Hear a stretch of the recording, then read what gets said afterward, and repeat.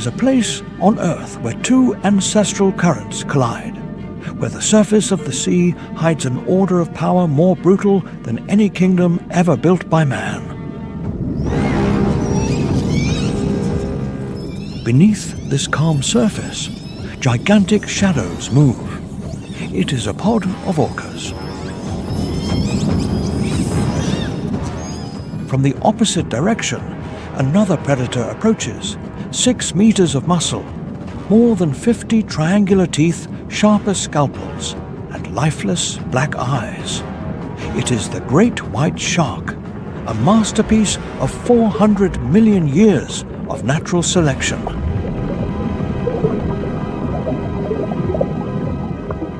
Two powers, one same body of water. Only one will emerge as the arbiter of life and death.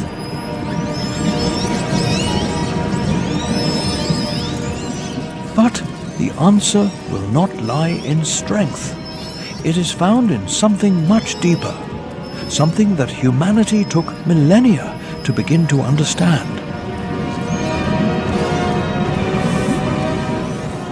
This is the story of the Sea of Japan, where every water level is a kingdom. Each species is a piece of the puzzle, and the ocean does not belong to the strongest. It belongs to the most intelligent.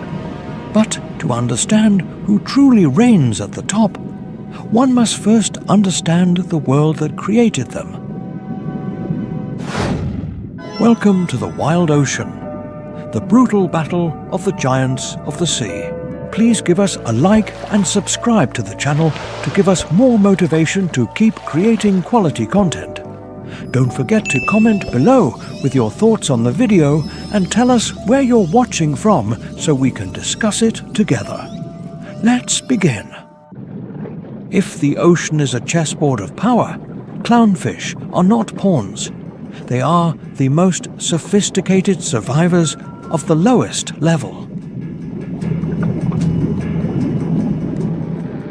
But the lowest level is not safe.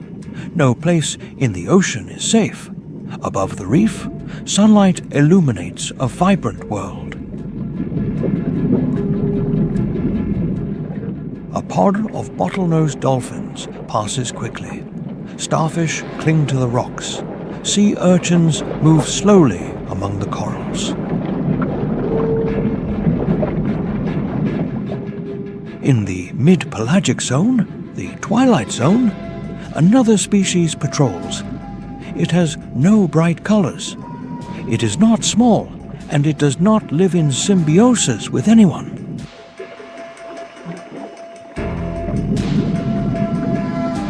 A dorsal fin cuts the surface of the water. Slow, steady, like a blade on silk. The fragile beauty of the reef is just an appearance. Down here, the rules are completely different. Here size is power, speed is judgment, and teeth are the sentence.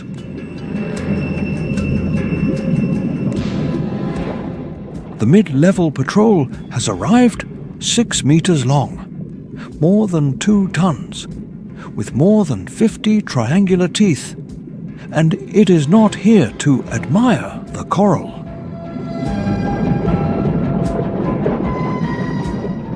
The great white shark is a being that 400 million years of evolution have molded into an almost perfect predator.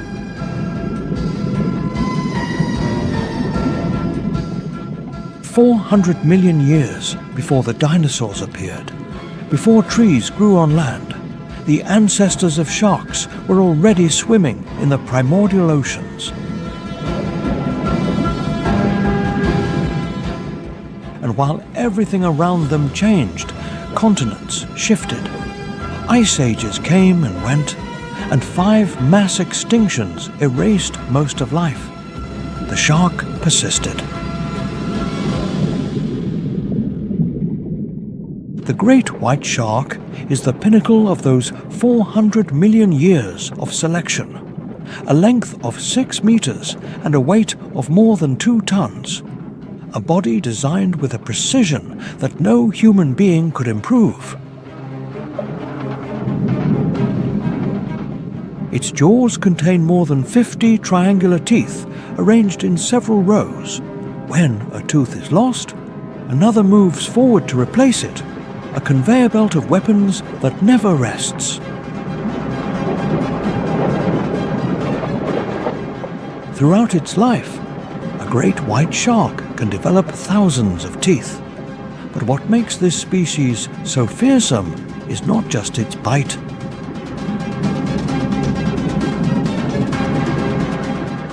The great white shark is endothermic, an extremely rare characteristic in fish. A complex network of blood vessels, called the rete mirabile, keeps its body warmer than the surrounding water.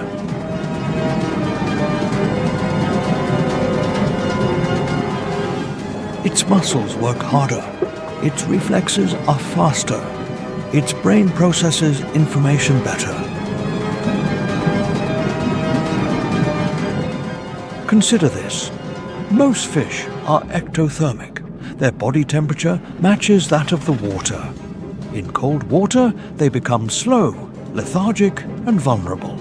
But the great white shark does not.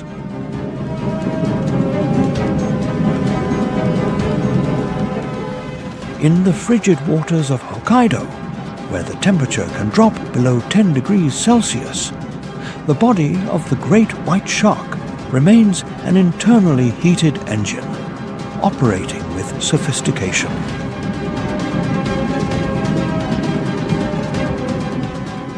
This is a crucial advantage. Its vision spans nearly 360 degrees. The system of electroreceptors in its snout, called ampullae of Lorenzini, can detect the heartbeats of prey hidden under the sand.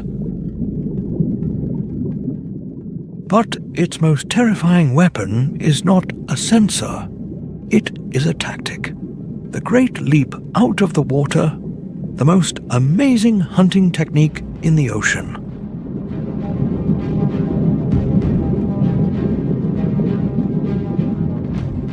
The shark dives deep beneath its prey, often a seal swimming on the surface. It looks up.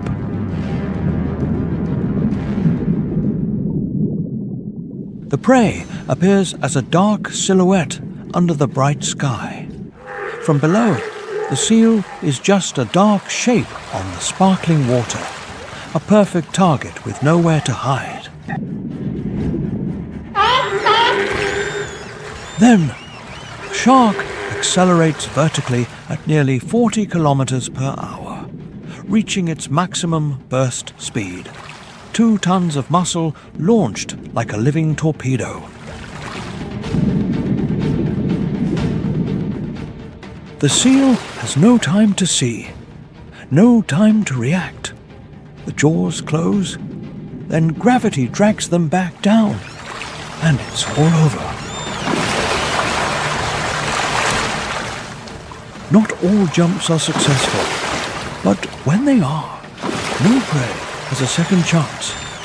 The angle of attack, the timing, the power, everything is calculated with the precision that only 400 million years of practice can grant.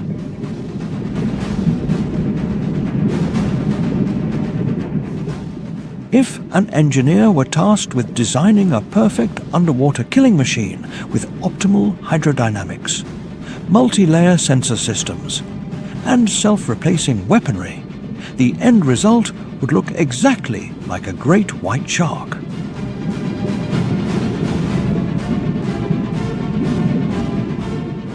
Its life expectancy can exceed 70 years, longer than that of most humans in much of our history. They mature late, reproduce slowly, and each individual is the product of decades of survival.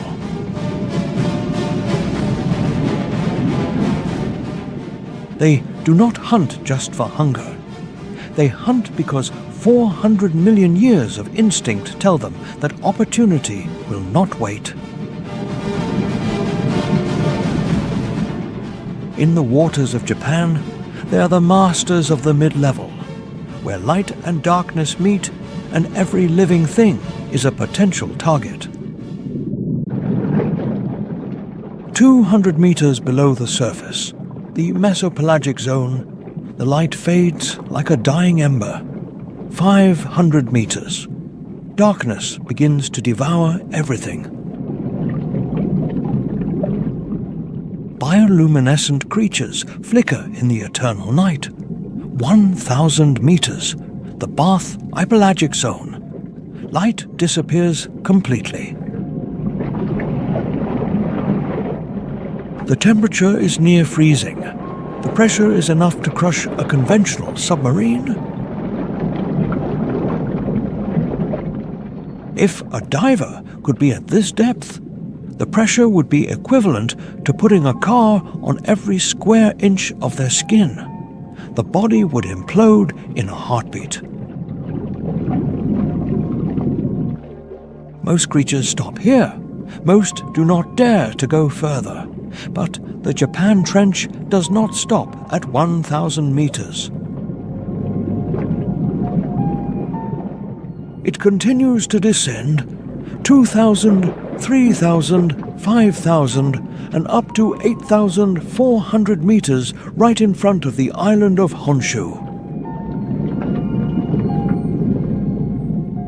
A crack in the Earth's crust so deep that if you put Mount Fuji inside, its peak would still be thousands of meters below the surface. Not far away is the Mariana Trench, nearly 11,000 meters deep, in the Challenger Deep, the deepest point on the planet. At these depths, darkness is not the absence of light. It is a physical presence, dense, heavy, absolute. No eye can see, no ear can hear in the conventional sense. But the abyss is not empty. It has an owner. And this owner does not use eyes to see or ears to hear. It uses sound. But a type of sound that no other creature on the planet can generate. 236 decibels. The loudest sound produced by any existing animal. From the abyss, a click sounds, then another, and then a continuous stream of sound. Each click pierces the water like a living radar. It is as long as a bus. It weighs more than 45 tons. The head alone occupies a third of its body length. The largest toothed animal that has ever existed on Earth, the sperm whale, lord of the abyss. Inside this gigantic head is the spermaceti organ, a sac filled with tons of waxy oil whose exact function scientists still debate.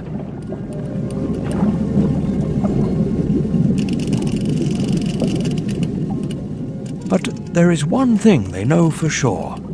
It is the source of the most powerful sound ever created by a living being. 236 decibels with every click. It is not a call.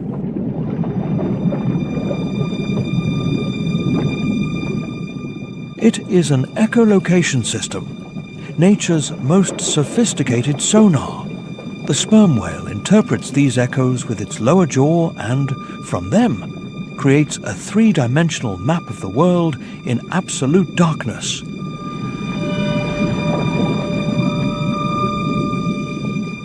It doesn't need eyes. It sees through sound.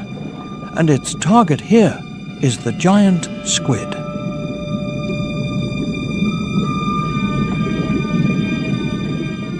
The battle between the sperm whale and the giant squid is one of nature's greatest unsolved mysteries. No camera has ever recorded it. There is no light. There are no witnesses.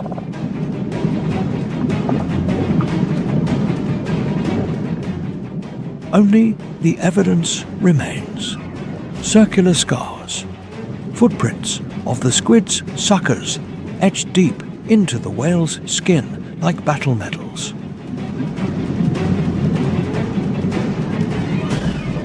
Some scars are as large as dinner plates, evidence that the squid they faced was not small. All adult sperm whales carry these scars, without exception.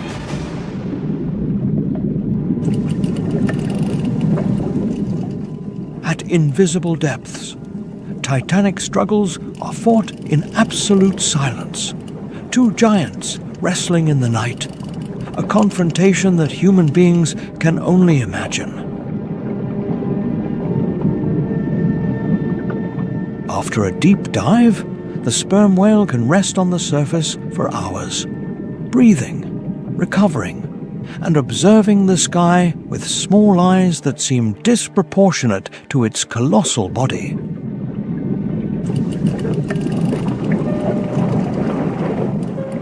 The social life of sperm whales is equally amazing. Females and calves live in pods in warmer waters. They protect each other, raise each other's children, and communicate with complex sequences of clicks.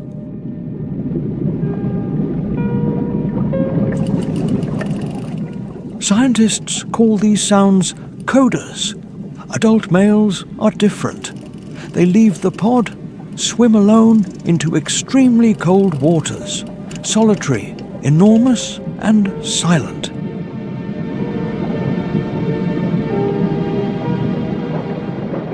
A sperm whale calf weighs about 1 ton at birth after a gestation of 14 to 16 months.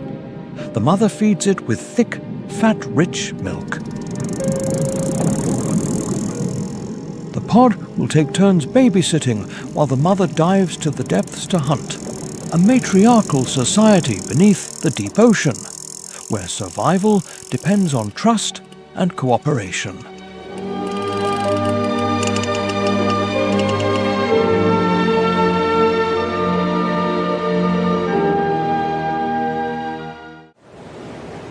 But not all predators in the Pacific dominate through muscle force, like the great white shark, or through collective intelligence, like the orca.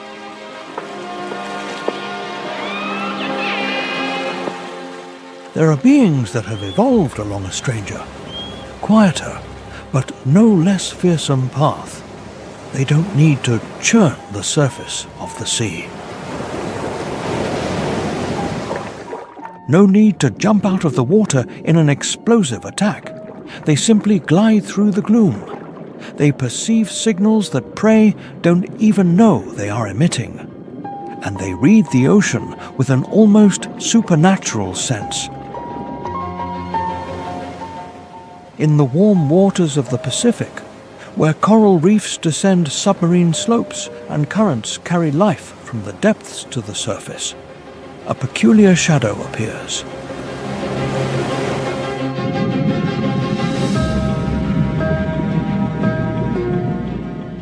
It has the body of a shark, but its head expands to the sides like an ancient mace. It is the hammerhead shark, one of the most unusual designs that evolution has created in the ocean. The hammerhead shark belongs to the family Sphyrnidae, which includes several species. Among them, the great hammerhead can reach lengths of more than 6 meters. Its expanded head is called a cephalofoil. To human beings, that shape may seem grotesque, but in the ocean, it is a complete hunting system. Eyes located at the ends allow the shark to widen its field of vision. The surface of the head houses hundreds of tiny electroreceptor organs, called ampullae of Lorenzini. They're capable of detecting the weak electrical impulses emitted by the muscles, nerves, and heartbeats of living beings. Under a layer of fine sand, a stingray lies almost absolutely motionless.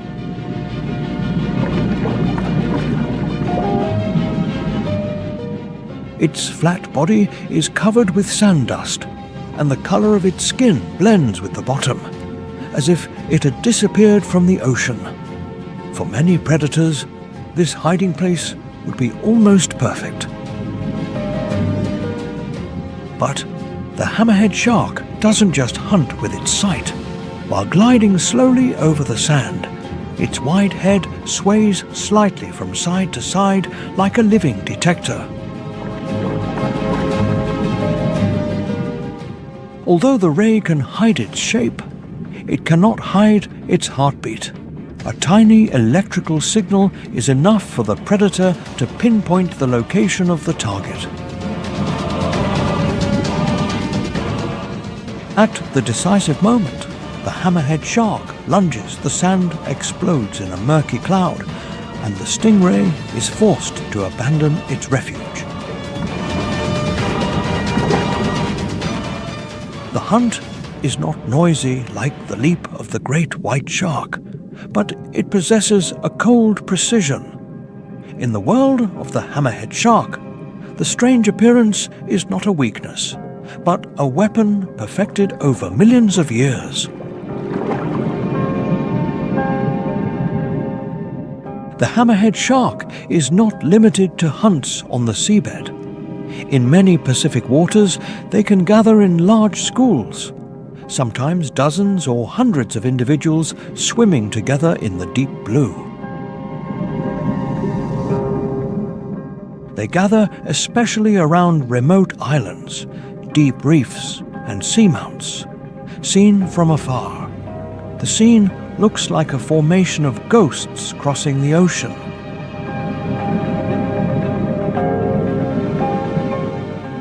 There are no roars or chaos, only dorsal fins cutting the light and wide heads swaying gently in the current.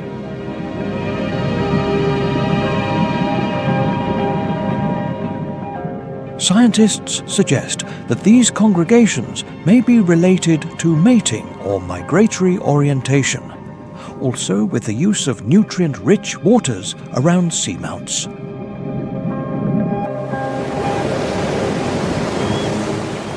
There, the current hits the relief of the bottom and raises the nutrients.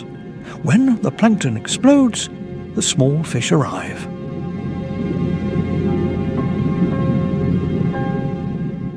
When the small fish arrive, squid, rays, and larger predators appear. In that web, the hammerhead shark becomes an indispensable silhouette. The story of their lives begins in shallow coastal waters. There, mothers give birth to young that already have the miniature form of the adult predator. But those pups do not have a pack to protect them like the orcas, nor a mother who stays to take care of them. They do not possess a colossal body to intimidate enemies. They must learn on their own to hunt small fish and avoid larger predators. They gradually master the special head with which they were born. But the tragedy of the hammerhead shark lies in the fact that a being that can read heartbeats under the sand cannot perceive the greatest danger that looms over it. Fishing nets have no heartbeat, hooks do not emit muscular signals, and the demand for shark fins has turned one of the most sophisticated hunters into a human target.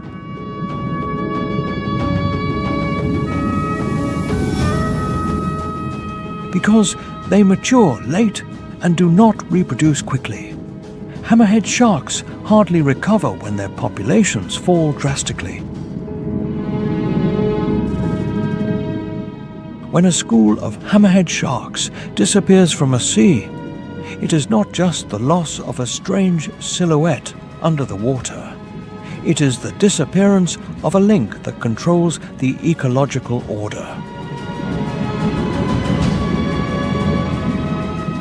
Sharks are not just killing machines, they are the silent guardians of the ocean, helping to eliminate weak or sick individuals and keeping prey populations healthier.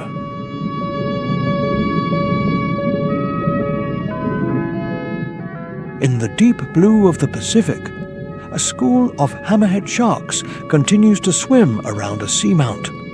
They don't have the resonant clicks of the sperm whale, nor the group tactics of the orca.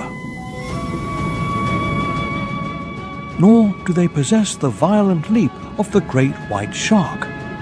But they possess something fearsome in their own way, the ability to convert the weakest signs of life into a hunting map. In the Pacific, there are predators that use force to dominate, or others that use speed to execute. Others use collective intelligence to control the seas. The hammerhead shark uses something much more subtle, the ability to read the secrets that the prey thinks it has buried at the bottom of the ocean. If the hammerhead shark reads heartbeats under the sand, in the warmer waters of the Pacific there is another shark with a different reputation. It is not subtle like a living detector, nor explosive like the great white. It is tenacious, bold, and dangerous in its own way. It doesn't only hunt weak prey. It roams the ocean like an inspector of every opportunity, a machine of predation that turns almost anything into food. It is the tiger shark, one of the most feared in the tropical Pacific. The tiger shark can measure more than 5 meters. Its name comes from the dark stripes on the juveniles that fade with age, although its hunting nature never disappears. With a wide head, strong jaws, and serrated teeth like curved saws, it can cut meat. It can break turtle shells and process prey that other sharks cannot swallow. In Hawaii, the Philippines, or Australia, they patrol reefs, estuaries, and open sea. It is a predator and a cleaner. Fish, birds, turtles, rays, carcasses, and even human objects appear in their stomachs. It is the most omnivorous of sharks. But being a generalist doesn't make it less dangerous. It doesn't hunt in a hurry. It approaches slowly, almost indifferently, evaluating the target. A turtle that comes out to breathe may think it has time, but for the tiger shark, a few seconds are enough. It attacks from below, breaking the shell with a bite. Its perseverance allows it to hunt in murky or shallow waters where other large fish do not enter. It patrols the reefs at night, when small fish lose the safety of the light. It is part of a giant biological recycling system. Its life is of a characteristic cruelty. The mothers give birth to young that must fend for themselves from the first second. But not even they can against human changes. They fall into nets, are hunted for their fins, and suffer the degradation of their habitat. An animal evolved to devour opportunities now faces plastic, metals, and oil. When the tiger shark disappears, the ecosystem loses its cleaner and guardian. They keep the prey populations healthy by eliminating the sick. Their presence reminds us that in the sea, nothing is totally safe. The tiger shark is an ancient message. In the ocean, you survive by being able to eat what the sea puts before you. But even the most perfect killer has something to fear, and that which makes a 6-meter great white shark flee will appear later in our story.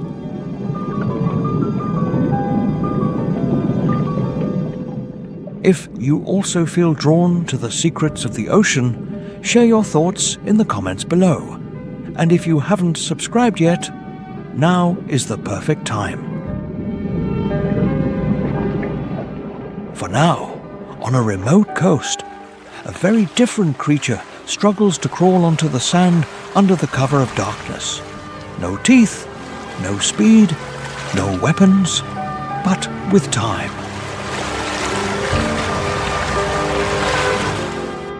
A beach in southern Japan at night.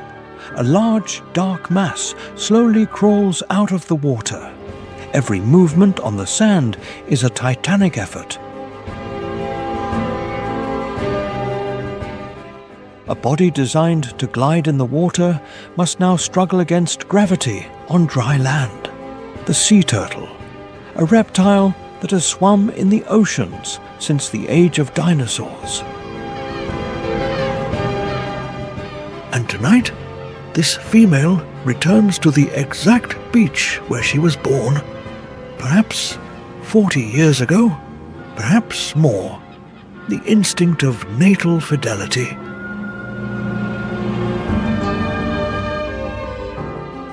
The ability to return to the birthplace after decades of wandering the vast ocean.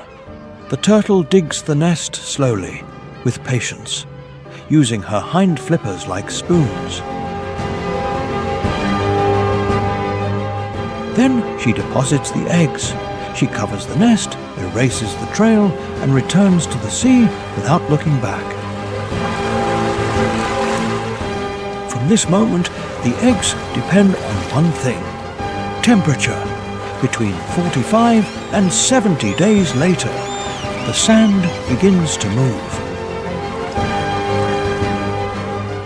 Dozens of baby turtles, each the size of a human palm, emerge from the nest. The only instinct that drives them is to head toward the light reflected in the sea. They run, if you can call that desperate flapping on the sand running, with their small bodies wobbling, falling, and rising to keep going. But between the nest and the sea is a miniature desert full of enemies. Seabirds dive from the sky. Ghost crabs wait in the dark. Every small step could be the last. The distance from the nest to the water may be only 30 meters. But for a baby turtle weighing less than 30 grams, those 30 meters are a marathon between life and death. For every 1,000 baby turtles that emerge, perhaps only one survives to adulthood. That is the law of the ocean. But this cycle is currently threatened, and the greatest threat does not come from birds or crabs.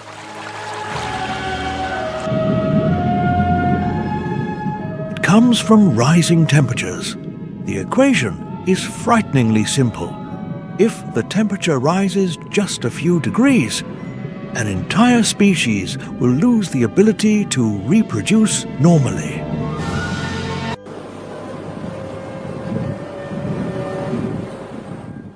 But even the sperm whale, the largest, deepest, and most powerful solitary hunter, is not at the top of the food chain. It possesses immense strength, but it also possesses immense loneliness.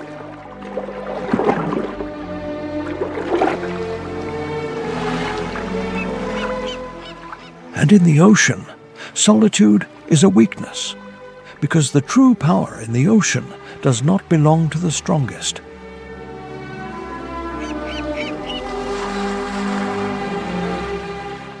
It belongs to the most intelligent, And the most intelligent never hunts alone.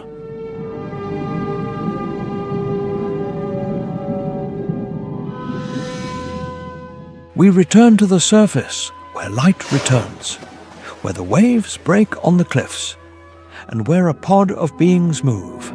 They are synchronized and organized with a coordination that no human army could equal.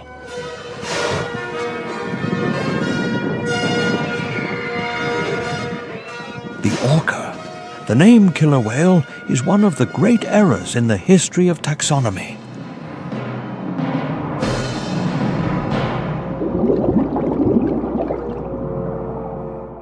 Orcas are not whales.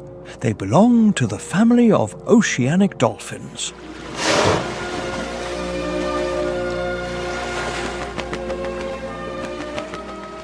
The orca is the largest dolphin on the planet. The male measures 7 to 10 meters, weighs up to 10 tons, with a dorsal fin nearly 1.8 meters that cuts the water like a sword.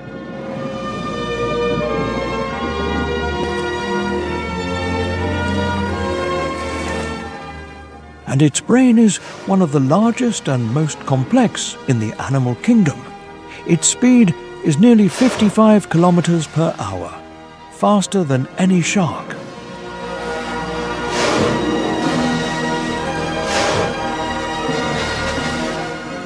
But speed is not the orca's main weapon.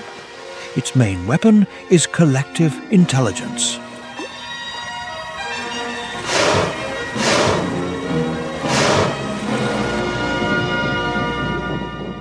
When hunting herring, orcas group schools of fish into a dense sphere called a bait ball. They spin below, releasing bubbles to create a barrier.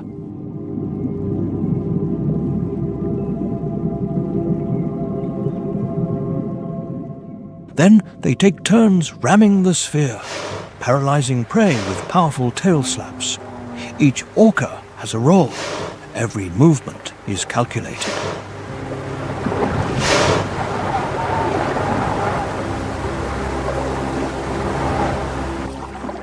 There are no orders, only an understanding built through thousands of coordinated hunts. Wave washing is a second technique.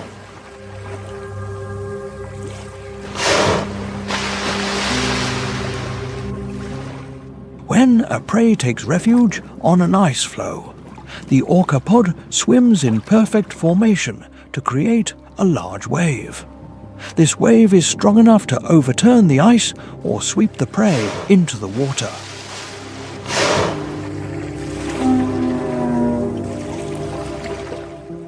This is a tactic that requires synchronization, absolute coordination, and a situational awareness that only an extremely intelligent being can possess.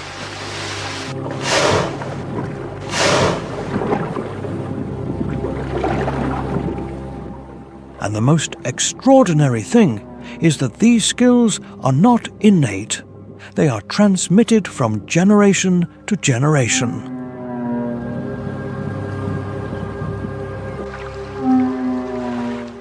The mother teaches the calf. The grandmother teaches the grandchild.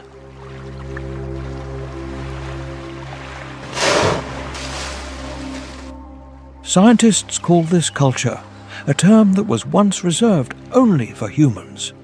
Each orca pod has its own dialect, its own hunting techniques, and its own territory.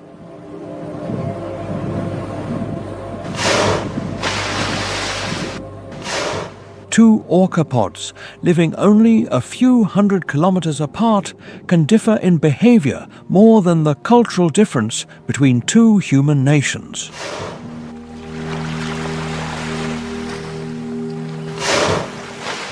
And when the orca arrives, everything changes.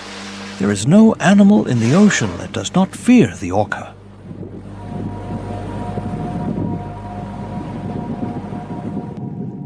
It's not because they are the biggest.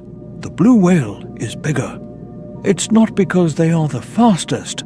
The sailfish is faster.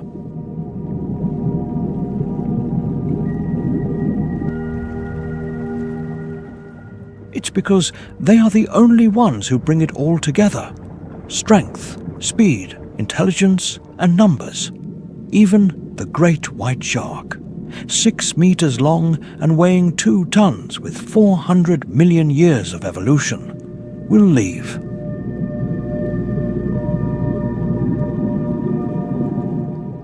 The shark doesn't fight, it doesn't challenge. It simply leaves the area.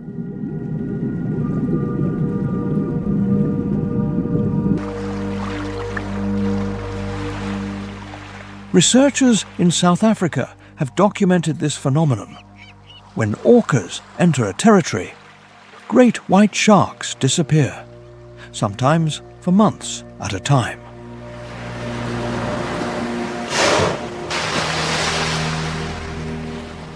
Individual strength must yield to collective intelligence.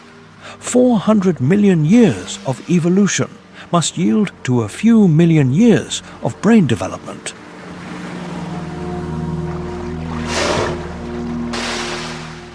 The ocean does not belong to the strongest. It belongs to the most intelligent.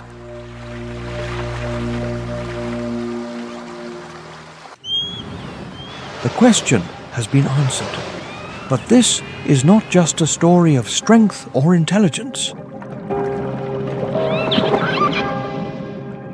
It is a story of connection, of how each link in the food chain, from the smallest clownfish to the most powerful orcapod, depends on all the others.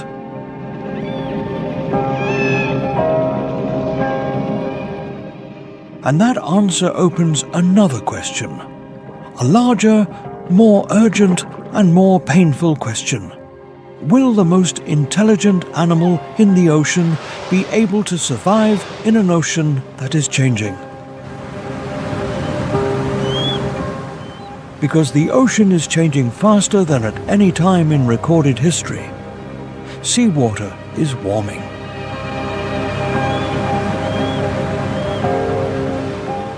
Currents are shifting. Plankton, the base of the entire food web, is beginning to decrease in many seas.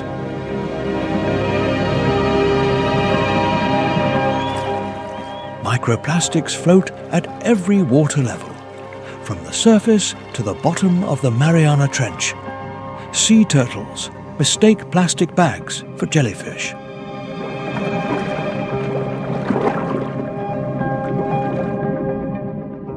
Fish larvae consume plastic fragments thinking they are plankton. In Okinawa, the coral is suffering from bleaching.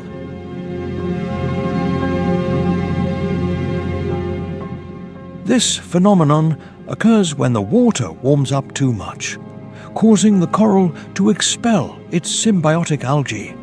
Without algae, the coral dies. Without coral, the clownfish loses its home. And when the clownfish loses its home, the anemone loses its cleaners.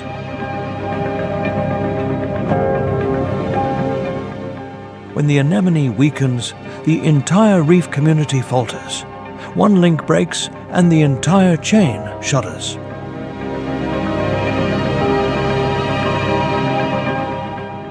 It is a domino effect.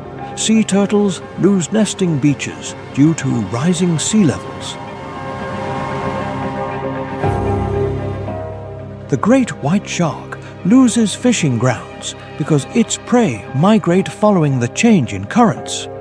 The sperm whale loses giant squid due to deep sea temperature fluctuations.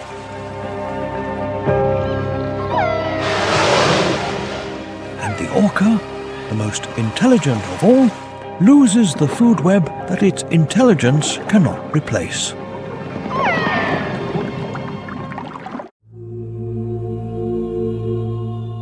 If in the warm waters the ocean shines with corals, clownfish, and schools of silverfish, on the northern edge life takes on a completely different shape. There are no more tropical colors or soft light passing through reefs. There is only ice, wind, freezing water, and ice floes that collide with each other. They sound like giant bones breaking in the middle of the ocean, in the Bering and Chukchi seas, where the Pacific touches the Arctic world. A colossal being drags its heavy body.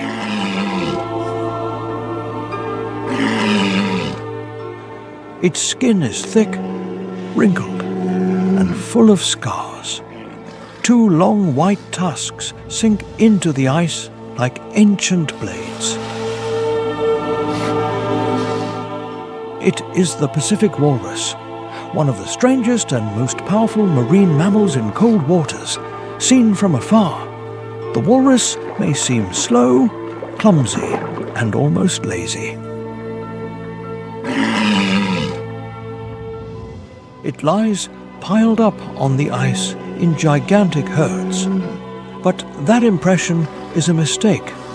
Beneath that heaviness is a body designed to live in a world that very few species could withstand.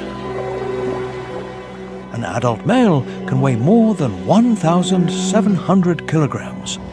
The thick layer of fat under its skin protects it from the biting cold of the North Pacific. The rigid and sensitive whiskers around its snout are not just ornamental. They are hundreds of living sensors that help the walrus detect clams, snails, and organisms from the seabed. They look for prey in the dark and cold mud below. It doesn't hunt by speed. It does not need the jumps of the white shark or the group tactics of the orca. The walrus dominates in another way, through weight, resistance, and the ability to turn the frozen seabed into its dining table. When diving, it uses its snout and whiskers to sweep the bottom. Detecting buried prey, through a powerful mouth suction, it extracts the tender meat from the shells. It leaves the empty shells scattered on the bottom like footprints of a silent feast. But the most fearsome symbol of the walrus is its tusks. They are not just weapons, but survival tools. The walrus uses them to drag its enormous body over the ice and to keep the breathing holes open. In breeding season, they serve to display strength to its rivals. A male with large tusks not only looks more terrifying, he is sending a clear message. This is my territory. On the narrow ice platforms, hundreds of bodies push and grunt. Males collide chest to chest and hit each other with their shoulders. Sometimes they use their tusks to slash the opponent's thick skin. Not all confrontations end in death, but each scar is a story recorded on the body. In the midst of that chaos, the young must learn to live in a world of high pressure. They are born on the ice or on the coast, attached to their mothers for protection.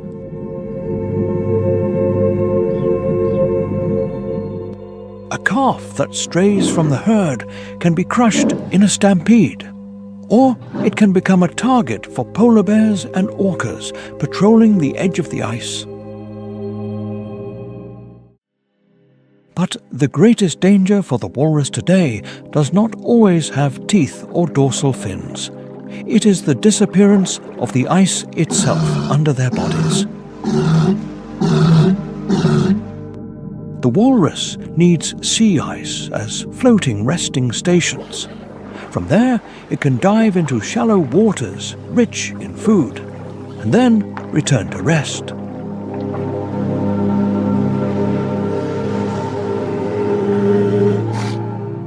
When the ice retreats too far from the continental shelf, they are forced to gather on dry land in massive numbers. in those dense crowds. Any unusual noise can cause a stampede towards the sea.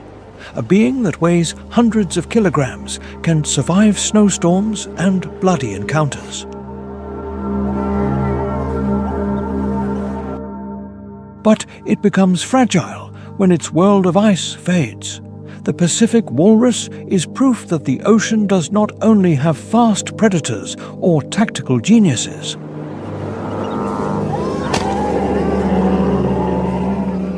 There are species that survive through constancy, a massive body, and ancestral migratory memory.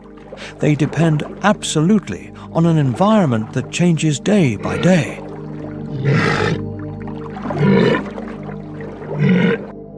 On the Bering Ice, an old walrus raises its head in the cold wind. Its white tusks shine under the pale light of the north.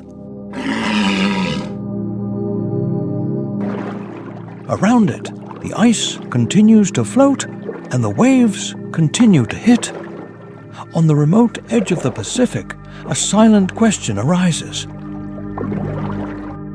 When the sea of ice is no longer a sea of ice, what will these white-tusked warriors cling to continue existing?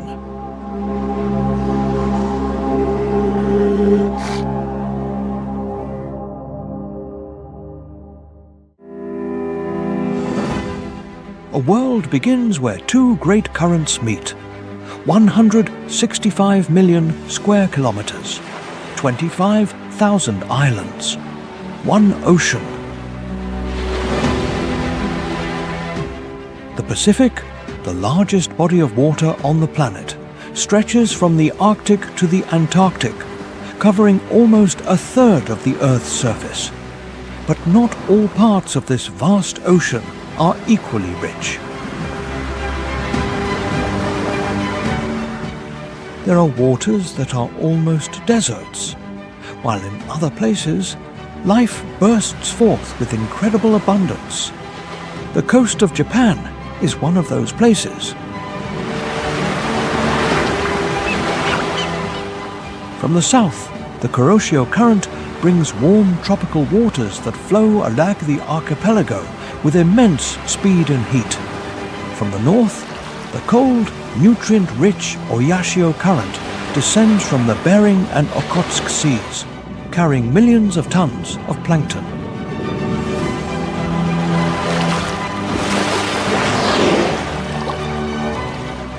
Where these two currents meet, a miracle occurs. Warm water meets cold water.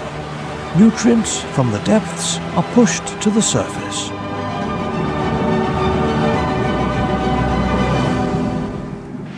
Algae bloom. Plankton thrives.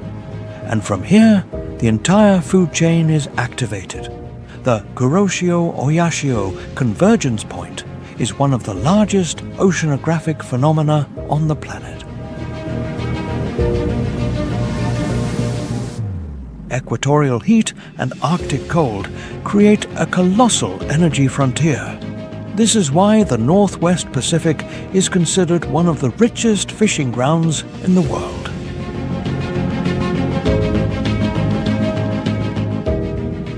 The herring arrive first, by the millions, so dense that the surface of the sea turns silver. The mackerel follow, then the squid, and after them, the apex predators.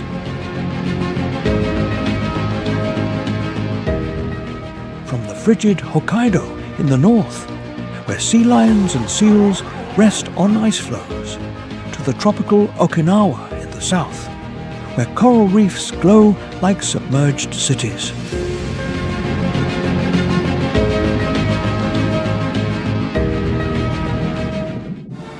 The deepest place on Earth is also not far from here, the Mariana Trench, at nearly 11,000 meters below sea level. It is deep enough to submerge Mount Everest and still have more than a mile of water above it.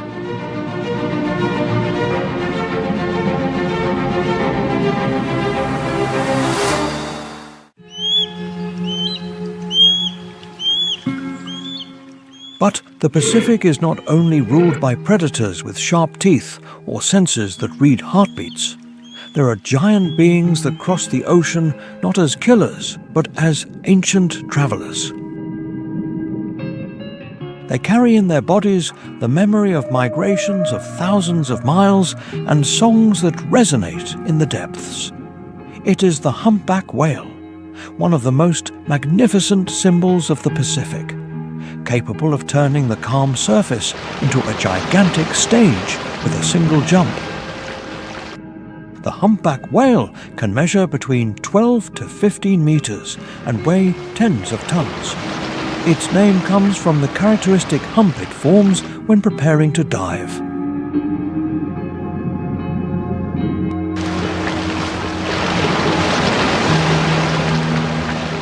Its scientific name refers to its large wings in allusion to its colossal pectoral fins that can measure a third of its body. In the deep blue, these fins help them maneuver with incredible smoothness. They allow a body heavy as a truck to move with the grace of a ballerina. Each year, they perform one of the longest migrations in the animal kingdom. They leave the cold seas of the North Pacific, rich in food, and swim thousands of kilometers to warmer waters to reproduce and breed. In the cold seas, they eat almost non-stop to accumulate energy. But in the breeding waters, they can fast for weeks or months, living on their thick layer of fat. It is a journey operated by memory, instinct, and ancestral roots transmitted for generations. When feeding, they use one of the most spectacular tactics, the bubble net.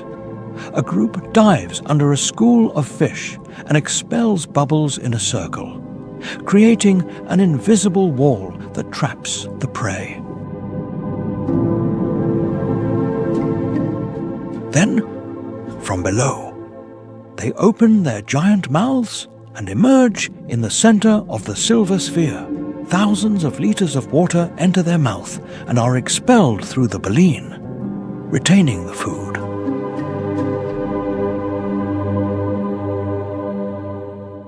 It is not blind force. It is technique, coordination, and social intelligence. But the most mysterious thing is their song. The males emit long and complex sequences of sounds that repeat like a submarine musical score. They can last for hours, traveling through the ocean as signals of life in the blue world. Scientists believe it is related to reproduction, but its complexity makes it some of the best music in nature. And then the jump occurs. A whale of tens of tons comes out of the sea, turns in the air, and falls with an explosion of white water. No one knows for sure why they do it. It can be communication, hygiene, or simple social interaction. Whatever it is one of the most powerful images on the planet.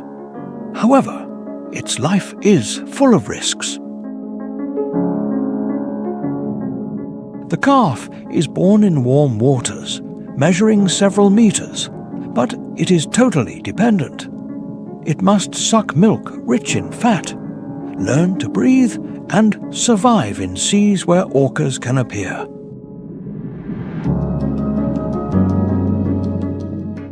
The mother will protect it with her body, pushing it to the surface if necessary. Humpbacks were hunted almost to extinction, but after international efforts, some populations have recovered.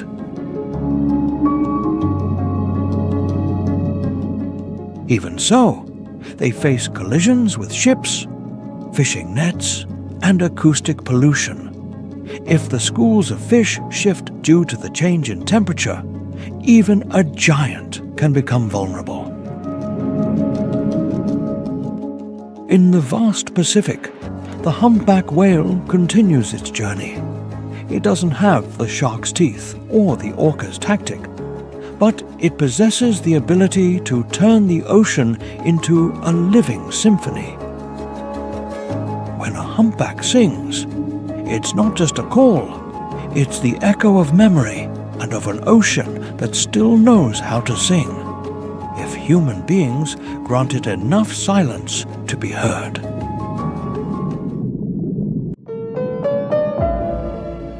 But life does not begin in the abyss. It originates in the sun-drenched shallow waters, in the most vibrant coral reefs on the planet.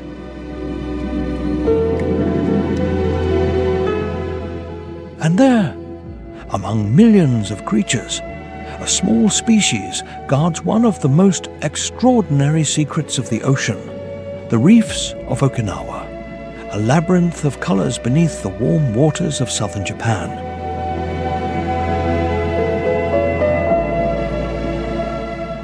Seen from above, a reef is like a city with roads, alleys, tall buildings of hard coral, and delicate gardens of sea fans. Although they occupy less than 1% of the seafloor area, reefs are home to more than 25% of all marine species, 1% of the area, but a quarter of all life.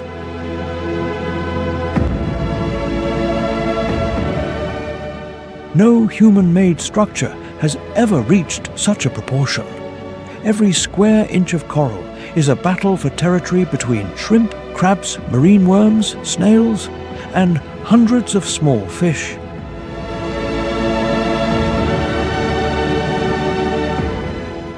They're all squeezed into a space smaller than a closet. And in this coral metropolis, a small resident swims among the lethal tentacles of an anemone without any problem.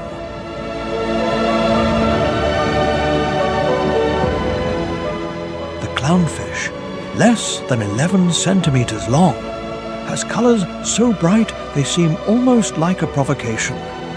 Any other creature that touches the anemone's tentacles would be paralyzed in an instant.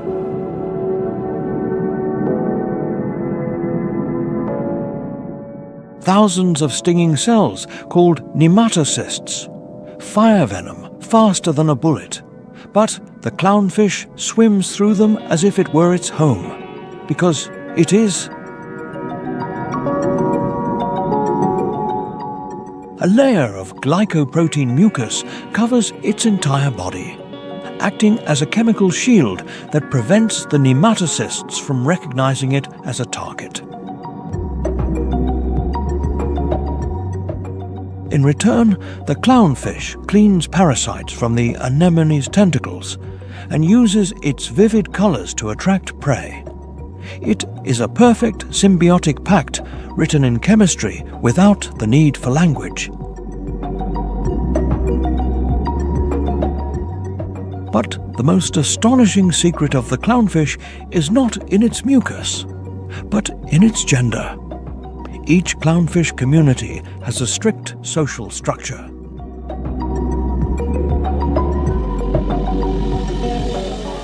There is a single dominant female, the largest in the group, a single breeding male just below her. The others are non-breeding males waiting in line. All clownfish are born male, without exception. When the female dies, the largest male does not look for a new partner.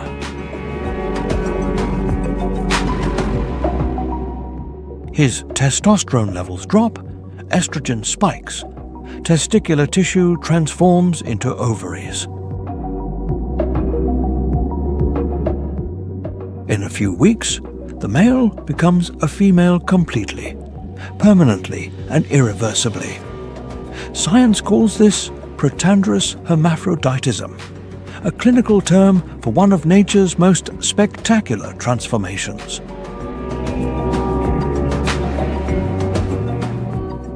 The next male in the hierarchy ascends to the role of breeding male. And the cycle continues. No conflict, no competition, just a precise chemical operation like clockwork.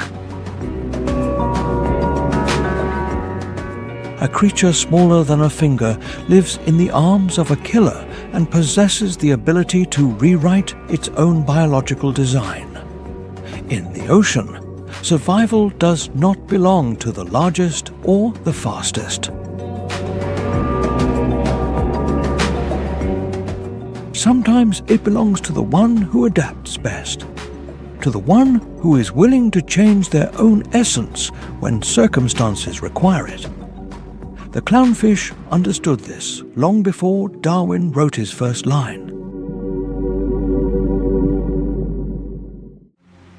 The Pacific also houses a strange question of evolution. A giant body, flat as a silver disc, almost without a tail, that swims slowly with its dorsal and anal fins. It is the ocean sunfish, one of the heaviest bony fish in the world. It can measure more than 3 meters and weigh more than 2 tons. Despite its size, it is not a fearsome predator. It eats jellyfish, squid, and larvae. Its body ends in a structure that appears truncated. They usually float near the surface, on their side, sunning themselves. This helps them warm up after diving in cold waters and attracts birds and small fish that clean their parasites. It is a living island that offers food to others. But the most shocking thing is its capacity for resistance. On some coasts, sea lions can attack them, tearing off their fins and leaving mutilated bodies. The incredible thing is that the fish continues to swim, moving what is left of its fins, as if the instinct for life did not allow it to stop. It is not an explosive hunt. It is a titanic and bizarre moment. With its thick skin and persistent nervous system, it is one of the ocean's rawest images. A female can lay 300 million eggs, one of the highest numbers in vertebrates, but almost all are devoured before growing. The sunfish is a living paradox, giant but not aggressive, slow but persistent for millions of years.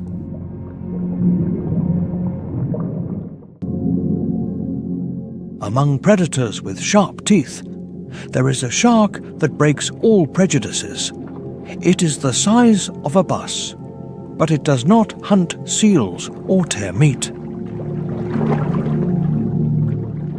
It is the whale shark, the largest fish in the world. Its blue-grey skin is covered with white spots, unique to each individual like a fingerprint. It looks like a starry sky moving under the sea. Despite being a shark, it is a filter animal.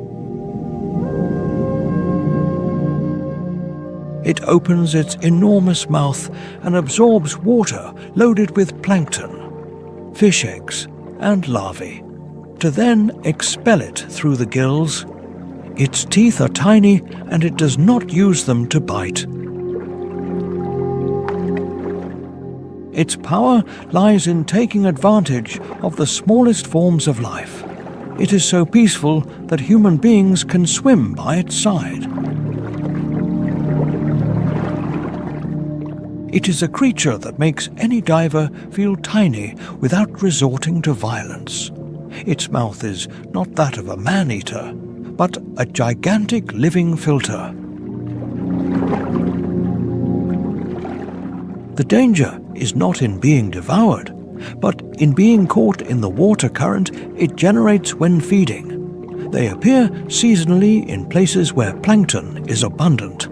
as part of a peaceful ritual in which the largest fish in the world lives thanks to the smallest organisms. But its size does not make them invincible. They suffer wounds from collisions with ships, fishing nets, and the effects of climate change. It is a paradox, a gigantic shark with an almost sacred peace, which reminds us that power is not always born from ferocity. Sometimes it is born from living in harmony with the pulse of the ocean.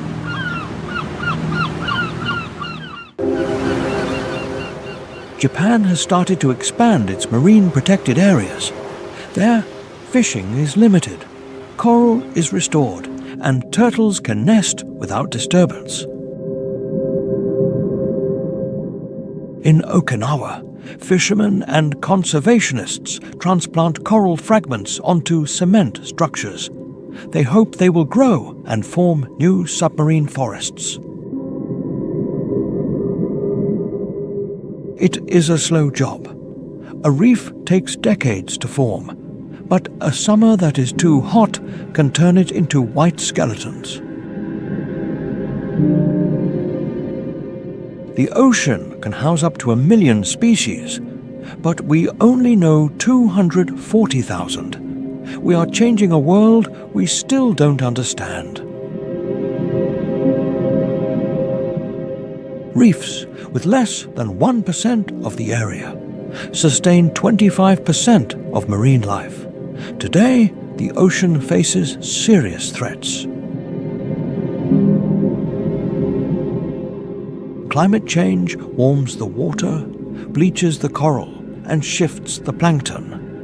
The sea absorbs more CO2, becoming acidic and weakening species with shells and corals that are the base of the pyramid. By changing the plankton, small fish change, then sharks, whales, and orcas suffer the domino effect. Plastic pollution reaches all levels. Between 19 and 23 million tons of plastic reach the water each year. That's 2,000 garbage trucks daily. A bag is a jellyfish for a turtle. A ghost net catches seals for years. A microplastic moves up the food chain until it reaches the superior predators. 38% of sharks and rays are threatened, and 44% of corals are in danger. If sharks die, the chain loses its guardians. If the coral dies, thousands lose their home. But it is not just a story of loss. Nature is resilient. A well-managed reserve allows fish to return and reefs to heal. Every coral planted and every net removed is a step for the ocean to heal itself. We cannot control the currents, but we can reduce plastic, choose responsible fishing, and lower emissions and noise. In the ocean, each being has a piece of the picture. The clownfish, the coral, the turtle, the shark, the whale, and the orca. If one piece is missing, the picture changes. If many are missing, the ocean will disappear as we know it. Remember the start of our story. The great white and the orca face to face. They are still out there, competing under ancestral laws, but both depend on a world that changes fast. The question is not who is more powerful, but if there will be a place for all. Are we willing to protect this world before the song of the whales fades away and the corals are only bones? If this story has made you see the ocean differently, give it a like. Each interaction helps to spread the message of protection. Subscribe and activate the bell for more trips. Today we met the giants and small ones of the Pacific. Which one impressed you more? Write your favorite in the comments. Thank you for joining us. In Japan, the waves continue breaking and the Kuroshio continues to flow. The future does not lie in the instinct of the shark or the intelligence of the orca, but in the choice of the human being. We are the only ones who can understand what they are losing, and the only ones who still have the chance to save it.